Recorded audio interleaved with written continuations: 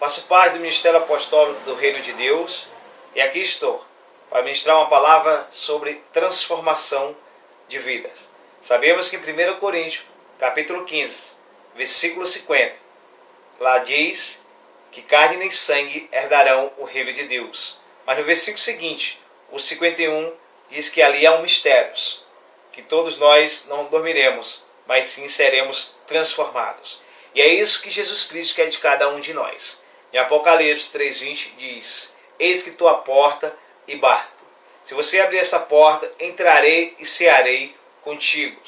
É o Senhor Jesus que ceará comigo e com você, meus amados irmãos. É só abrir o coração que Ele vai te dar essa transformação de vidas. Assim como Ele teve com esses discípulos, assim Ele vai ter com cada um de nós que tem um coração aberto para eles, para que Ele venha moldar, para que Ele venha fazer moradas. Mas primeiramente temos que ter um entendimento do que Ele quer da minha vida e da sua vida. Vamos ver aqui em Mateus, capítulo 4, versículo 18 e 19. Leia junto comigo. Diz assim: andando Jesus à beira do mar da Galileia, Jesus viu dois irmãos, Simão Pedro e André. Eles estavam lançando a rede ao mar, pois eram pescadores. E disse Jesus: siga-me, e eu farei pescadores de homens. É isso que Jesus quer da minha pessoa, quer da sua pessoa. Porque, meus amados irmãos, Ele veio pregar o evangelho puro. Ele veio pregar as maravilhas desse mundo. Veio pregar o amor, a paz, a paciência, a bondade, o perdão. O Senhor Jesus veio pregar o reino de Deus. Então nós temos que ter um alerta no nosso coração, nas nossas vidas, que a nossa terra não é essa. Não, jamais. Nossa terra é a glória celestial, é a nova Jerusalém. Então eu peço, meus amados irmãos, que venham abrir as suas sagradas escrituras aqui no livro de Mateus. Mateus capítulo 14.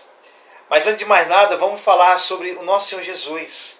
Quem era o Senhor Jesus? Primeiro, o Senhor Jesus, ele foi concebido pelo Espírito Santo. Ele nasceu numa manjedoura.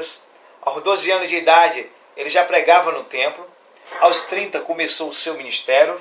Jesus, ele transformou água e vinho, multiplicou peixe e pão. Ele mesmo disse que era o pão da vida, a luz do mundo, o príncipe da paz, o conselheiro. Ele disse que era o rei dos reis, senhor dos senhores, o bom pastor, a videira verdadeira. E interessante que Jesus, ele dormiu, orou, louvou, estudou, ele ensinou, chorou, pagou imposto, ficou triste, foi atentado, foi ungido, ele foi julgado, preso, chicoteado, cuspido, perfurado, crucificado, morto, sepultado. Mas, ao terceiro dia, em pleno domingo de manhã, ali o Senhor Jesus ressuscitou e se mostrou para Maria e os seus outros discípulos. E Paulo já tinha falado: tudo posso naquele que me fortalece, porque não sou eu mais quem vivo, mas Jesus Cristo vive em mim. Essa é a vida desse carpinteiro. Sabemos que carpinteiro só entende de madeira, de pau. Mas para Jesus tudo tem um conserto, meu irmão. É só vir do jeito que está que meu Jesus vai te transformar. Amém? Glória a Deus. E vamos falar desse discípulos, o qual estava ali à beira do mar da Galileia. Vamos falar de Pedro. Pedro, ele era um personagem possível, inquieto. Ele era teimoso, arrogante. 2 vezes ele saltou de pleno barco, em condições vestida, bem feito, foi se molhar. Ele desafiou Jesus e falava muito. Mas em compensação ele era um dos 3 discípulos que Jesus mais gostava. Só assim o Senhor Jesus foi restaurando, foi transformando a vida de Pedro. É tão provável que quando Jesus faleceu e foi sepultado, os outros discípulos procuraram a orientação de Pedro, porque eles estavam mais próximos do Senhor Jesus. Pedro, ele era uma pessoa elétrica. Vamos ver a eletricidade de Pedro. Por exemplo, quando tinha uma pergunta, Pedro respondia. Quando tinha um problema, Pedro logo solucionava. Quando tinha opções, Pedro logo decidia. Quando tinha que ficar em silêncio, Pedro logo falava. Quando era para discordar, Pedro desafiava. Mas, meus irmãos, com a orientação do nosso Senhor Jesus, a mente fértil e ativa de Pedro, foi amadurecendo. E Pedro se tornou um líder, porque não tinha medo de tomar decisão. Assim é você que está me ouvindo nessa noite, nesse local. Tem que ter uma atitude, meu irmão. Tem que marchar, seguir adiante. O foco é Jesus Cristo, olhe somente para Ele. Jamais olhe para a direita, jamais olhe para a esquerda. Então Pedro, ele era um pescador, casado, analfabeto, e ainda a sogra morava com ele, meu irmão.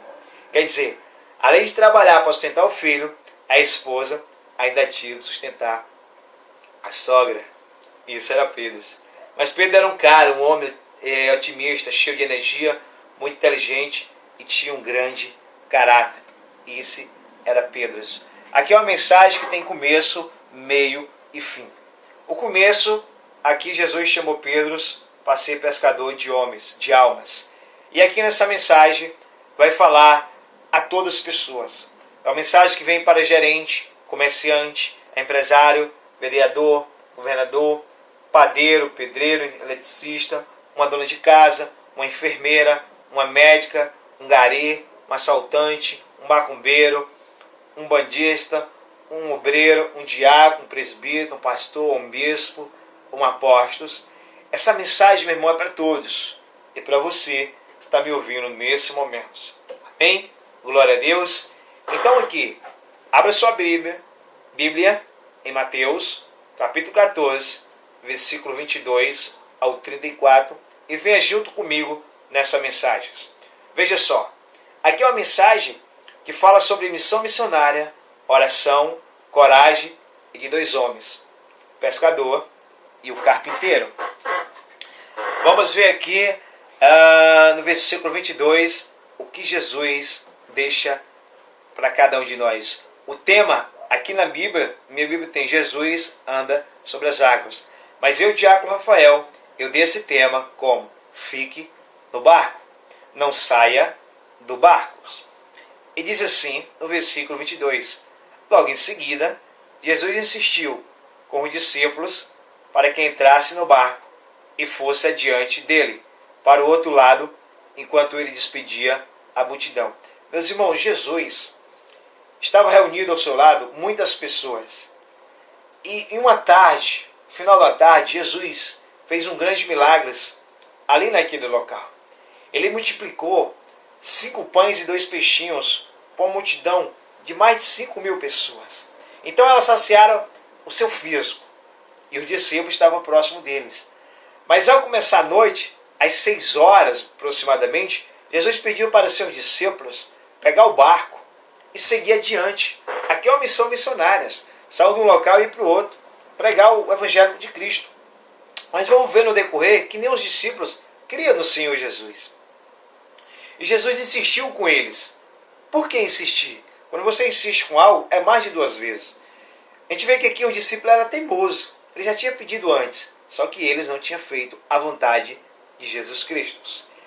Pediu que eles fossem para o outro lado da margem, porque tinha que despedir a multidão. Então a gente vê aqui, meus irmãos, que o Senhor Jesus, ele é educado.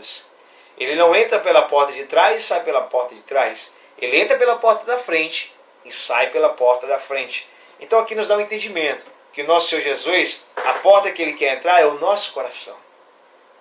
Se você abrir, ele vai entrar e vai cear junto com você. Ele vai tomar conta das suas vidas. Onde você vir colocar a planta dos seus pés, pode ter certeza que Jesus está com você. Mas isso tem que abrir o seu coração e tem que estar no barco. Amém? O barco, meu irmão, retrata a igreja. É a igreja. O mar é um retrato do mundo. O mundo, aí fora, há muitas coisas deliciosas para saborear. Mas é algo que não edifica a Deus. É algo que não edifica a Jesus Cristo. Então, temos que sair desse mundo, dessa porta larga, e vir para a porta estreita, que é a casa do Senhor. E aqui os discípulos estavam fazendo uma travessia. A travessia de uma margem para outra.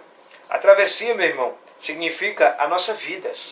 15 anos, 30 anos, 45 anos, 60 anos, e assim por diante. Os nossos dias são maus hoje, são maus. Então é uma travessia muito grande que nós temos que fazer. Aqui os discípulos estavam atravessando de um mar até chegar ao outro lado chamado Genezaré. Onde você quer chegar, eu não sei. Eu só sei se você abrir o seu coração, Jesus Cristo vai entrar, passear com você, e você ainda vai ter a chance de desembarcar junto com Ele. E desembarcar, como os discípulos desembarcaram aqui, é chegar na glória, a nova Jerusalém. E sabemos que só o Senhor Jesus tem essa capacidade de salvar. Amém, irmão? Glória a Deus. Aleluia. Vamos seguir adiante. Versículo 23 diz assim: tendo despedido a multidão, subiu sozinho ao monte para orar. Ao anoitecer, estava ali sozinho. Então os discípulos pegaram o barco e foram fazer travessia para o outro lado, para Genezaré. E o Senhor Jesus, ele foi orar, meu irmão. Mas para que Jesus precisava de orar? Se ele era o próprio Filho de Deus. Tinha acabado de fazer uma multiplicação muito grande, 5 pães e 2 peixinhos. E isso, meu irmão, é que a gente venha tomar exemplos. Que cada dia, nós cristãos, servos do Deus Altíssimo, nós temos que orar. Porque a oração, ela alimenta o nosso espírito. A oração é falar com Deus. Quem não ora, o maligno não respeita. Então, temos que colocar o joelho no chão, entrar no nosso quarto e orar somente ao Deus Altíssimo, que Ele vai responder as nossas orações poderosamente. Aqui o Senhor Jesus sempre subiu ao monte para orar. Paulo, ele não subiu ao monte. O monte que Paulo subia era um monte não palpável, e Jesus era um monte palpável. Então, há essa diferença. Então, Jesus dá um grande exemplo a cada um de nós, que a gente vem orar, seja no monte, seja na nossa casa, seja onde for, mas assim estemos em comunhão com eles. Vamos seguir adiante, mas antes vamos aqui em Lucas 5,15, outro exemplo do Senhor Jesus em termos de oração. Veja só em Lucas 5,15, onde o Senhor Jesus diz assim: todavia, a notícia a respeito deles se espalhava ainda mais, de forma que multidões vinham para ouvi-los e para serem curados de suas doenças. Mas Jesus retirava-se para lugares solitários e orava. Amém, meu irmão? Glória a Deus. Lucas 6, versículo 12 diz assim: num daqueles dias, Jesus saiu para o monte a fim de orar e passou a noite orando a Deus. A noite orando. Eu me envergonho diante disso. Eu oro todos os dias, mas não dessa forma. Quando o Senhor Jesus orava, meu irmão. Quando Jesus orava, temos que orar. Amém? Versículo 24 e 25 diz assim: mas o barco já estava a considerável distância na terra, açoitado pelas ondas, porque o vento soprava contra eles. Alta madrugadas, Jesus dirigiu-se a eles, andando sobre o mar. Então os discípulos estavam lá na caminhada deles, quer dizer, sobre o mar da Galileia, até chegar a Genezaré. E Jesus estava no monte orando. Veja que maravilha, veja só que diferenças. Aqui no versículo 25, fala que era alta madrugadas. Alta madrugada, em outra passagem da Bíblia, lá em João, é um horário que é das 4 às 6 da manhã. Por exemplo, a primeira vigília é de 6 da noite às 9. A segunda vigília é exatamente das 9 às 12. A terceira vigília é das 12 às 3. E a quarta vigília é das 3 às 6. Versículo 25 fala que alta madrugada Jesus se dirigia a ele andando sobre o mar. Então Jesus já estava indo ao encontro deles. E os discípulos estavam longe, meu irmão. Estavam numa considerável distância de 5 a 6 quilômetros. Quer dizer, saíram 6 horas da noite e Jesus foi encontrar ele aproximadamente de 3 às 4 horas. Jesus estava 9 horas aproximadamente orando até ir ao seu encontro sobre as águas. E a quilometragem que esses discípulos fizeram foi exatamente de 5 a 6 quilômetros. Aqui a Bíblia nos relata isso. Vamos para o versículo 26 e 27, onde diz assim: quando viram, andando sobre o mar, ficaram aterrorizados e disseram: é um fantasma! E gritaram: meu Deus! Se nós, diante das nossas lutas, das nossas atribulações, das nossas aflições, nós ficamos com medos das coisas que está acontecendo, que vem acontecer, imagina um discípulo aqui que não tinha para onde correr. Eles estavam com Jesus, mas não tinha para onde correr. Estavam em alto mar. Então, Jesus deu uma resposta aqui maravilhosa para eles e dá para mim, para você. Vamos ver qual é? Jesus diz assim, mas Jesus imediatamente lhe diz, coragem, sou eu, não temas, não tenha medos. Amém, meus amados irmãos? Jó já tinha falado que só ele tinha capacidade de caminhar sobre o mar. Jó capítulo 9, versículo 8. Então só o Senhor Jesus tinha essa capacidade. E assim ele fez. Ele estava andando sobre o mar e foi ao encontro dos discípulos. Só que quando os discípulos viram, os 12 discípulos pensavam que era um fantasma. Jesus disse, não temas, sou eu, estou contigo. Amém, meu irmão? Aqui, Jesus conforta o coração dos discípulos, dos seus servos, com a mensagem que diz, não temas. Essa palavra ela é escrita 366 vezes na Bíblia, quer dizer, são exatamente os anos bissextos que temos a cada 4 anos.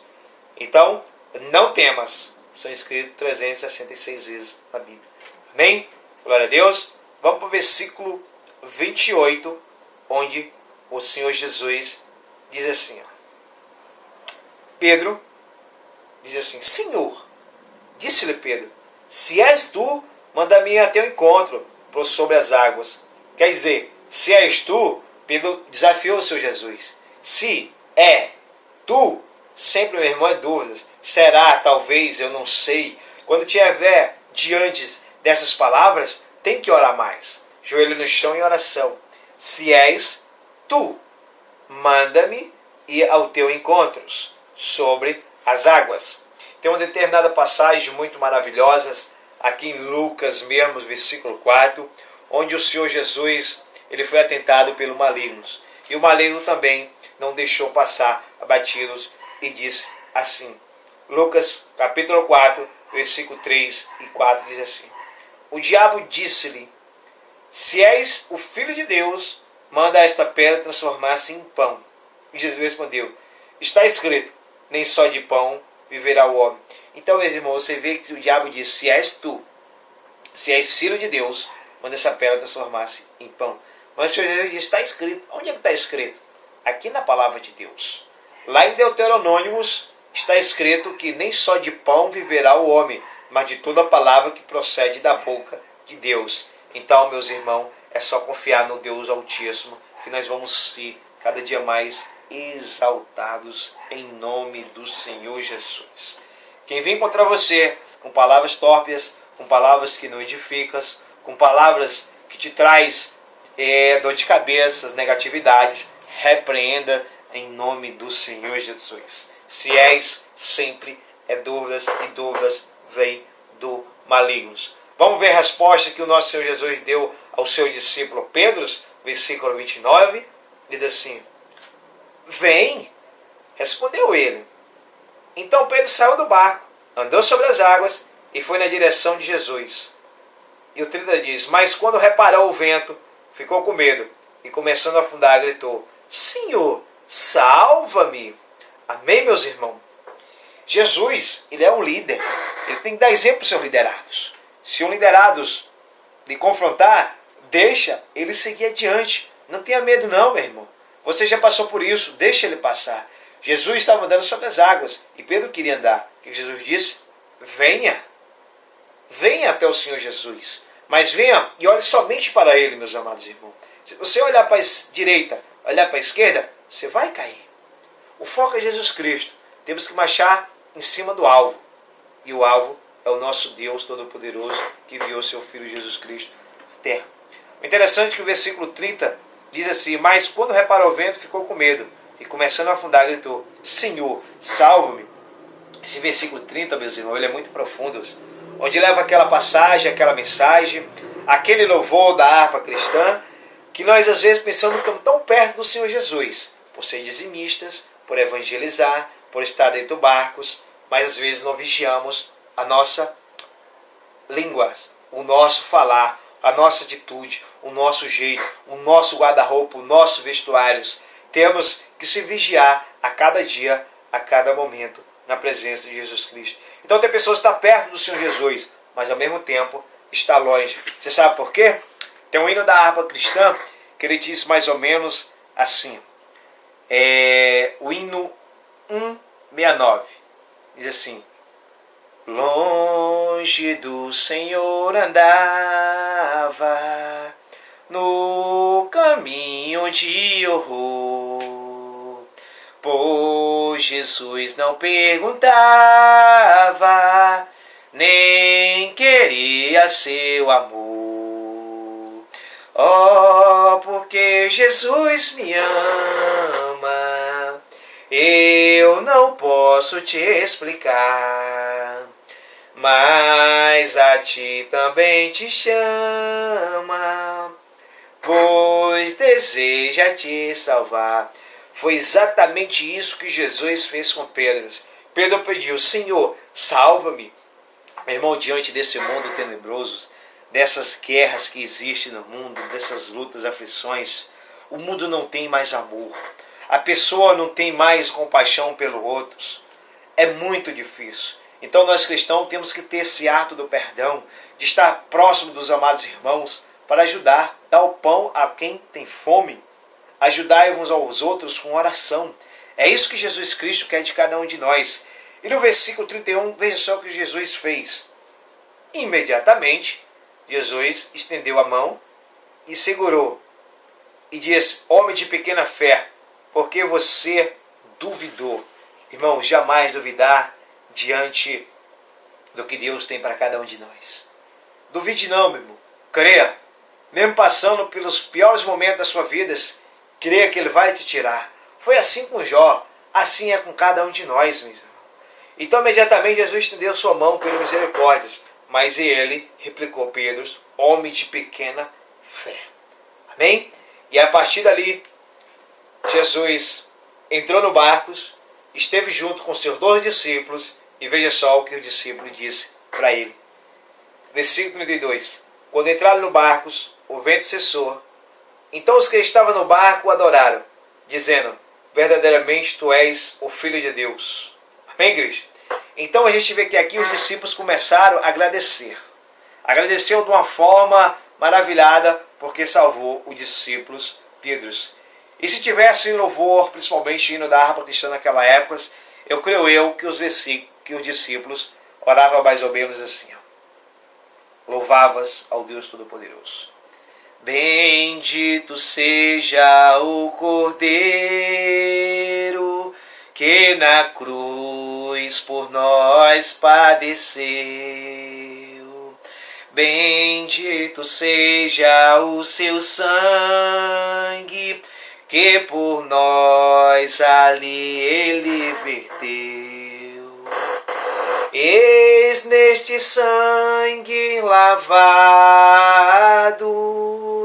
com roupas que tão alvas são, os pecadores remidos, que perante seu Deus já estão. Todos amados irmãos, alvo mais que a neve, alvo mais que a neve, se neste sangue lavado, mais alvo que a neve serei. Amém, meu irmão? Glória a Deus. Talvez você está se perguntando por quê. O diácono Rafael está ministrando uma palavra sobre transformação divina e louvando ao Deus. Meus irmãos, Deus habita nos louvores. E a gente vê que a mensagem aqui, ela está até pede. E os louvores, o hino daqui dessa harpa, ela encaixa nessas passagens que eu estou lendo. Então é para implementar mais a mensagem e te dar uma fé, te resgatar desse abismo profundo, tirar da boca do maligno, das garras de Satanás, desse abismo que não tem mais fim nas suas vidas. Então, orar, louvar e ler as Sagradas Escrituras, obedecer a Deus, isso é um privilégio para quem tem isso. E eu, diáconos, eu tomo posse de Gálatas 2:20, não sou eu que vivo, mas Jesus Cristo vive em mim. Amém? Glória a Deus. Vamos seguir adiante. Versículo 34. Diz assim: depois de atravessar o mar, chegaram a Genezaré. Então o Senhor Jesus, junto com os seus 12 discípulos, fizeram essa travessia maravilhosas, abençoadas. Como eu falei para vocês, essa mensagem tem começo, meio e fim. Estamos no começo e logo vamos começar o fim dessa mensagem. Eu peço a todos que me acompanhem mais uma vez neste momento e a gente vamos continuar essa mensagem no outro vídeo. Eu dou para você a paz do Senhor e um glória a Deus. Amém?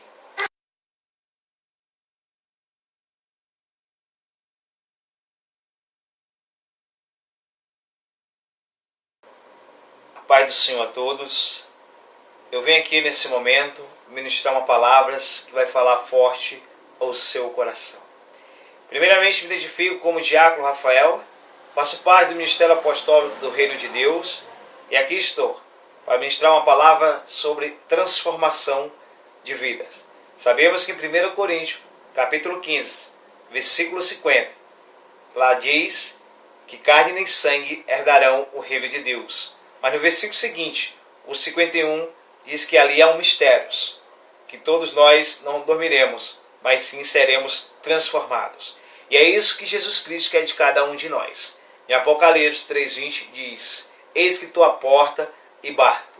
Se você abrir essa porta, entrarei e cearei contigo. É o Senhor Jesus que ceará comigo e com você, meus amados irmãos. É só abrir o coração que Ele vai te dar essa transformação de vidas. Assim como Ele teve com esses discípulos, assim Ele vai ter com cada um de nós que tem um coração aberto para eles, para que Ele venha moldar, para que Ele venha fazer moradas. Mas primeiramente temos que ter um entendimento do que Ele quer da minha vida e da sua vida. Vamos ver aqui em Mateus, capítulo 4, versículo 18 e 19. Leia junto comigo. Diz assim: andando Jesus à beira do mar da Galiléia, Jesus viu dois irmãos, Simão Pedro e André. Eles estavam lançando a rede ao mar, pois eram pescadores. E disse Jesus: siga-me, e eu farei pescadores de homens. É isso que Jesus quer da minha pessoa, quer da sua pessoa. Porque, meus amados irmãos, Ele veio pregar o evangelho puro. Ele veio pregar as maravilhas desse mundo. Veio pregar o amor, a paz, a paciência, a bondade, o perdão. O Senhor Jesus veio pregar o reino de Deus. Então nós temos que ter um alerta no nosso coração, nas nossas vidas, que a nossa terra não é essa. Não, jamais. Nossa terra é a glória celestial, é a nova Jerusalém. Então eu peço, meus amados irmãos, que venham abrir as suas sagradas escrituras aqui no livro de Mateus. Mateus capítulo 14. Mas antes de mais nada, vamos falar sobre o nosso Senhor Jesus. Quem era o Senhor Jesus? Primeiro, o Senhor Jesus, ele foi concebido pelo Espírito Santo. Ele nasceu numa manjedoura. Aos 12 anos de idade, ele já pregava no templo. Aos 30, começou o seu ministério. Jesus, ele transformou água e vinho, multiplicou peixe e pão. Ele mesmo disse que era o pão da vida, a luz do mundo, o príncipe da paz, o conselheiro. Ele disse que era o rei dos reis, senhor dos senhores, o bom pastor, a videira verdadeira. E interessante que Jesus, ele dormiu, orou, louvou, estudou, ele ensinou, chorou, pagou imposto, ficou triste, foi atentado, foi ungido, ele foi julgado, preso, chicoteado, cuspido, perfurado, crucificado, morto, sepultado.